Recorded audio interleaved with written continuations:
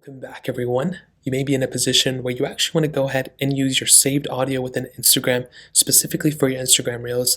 Now, this is a very easy process. The first thing you want to do is you want to open up your Instagram account and you want to actually either have that audio saved or you can go ahead and save the audio that you want. So let's just go and say for this example, I wanted to use this Instagram Reel that just came up.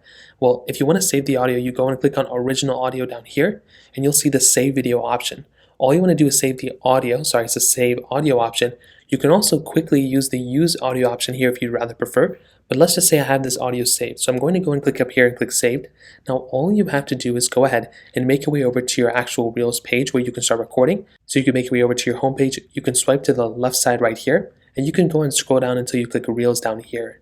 Now it'll go until you add music to your reel. Well, all you have to do in this case is to go and click on the audio option here, and you'll pretty much come into this page. Now it's going to tell you some of the most streamed songs right now or whatever, but the option up here where it says saved, you want to go and click on saved, and you will start to see those audios that you saved before. This is one I saved earlier, and this is one that's one Ariana Grande one I just saved right now. So to do this, you can play this song right here to actually listen to it, or you can click on the song right here, and you'll be able to see this thing at the bottom, and it'll go ahead and actually pretty much record while you're going through and actually listening to the song. And that's really all you have to do. So now you can click done, and you can go and start recording the song. So it says record up to 16 seconds.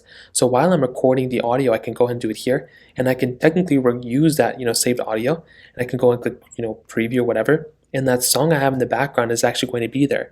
I can also click that audio song here, and you can see this is the camera audio. I can go and bring it higher or lower. I can also, the original audio that we saved earlier, we can also bring that higher or lower too.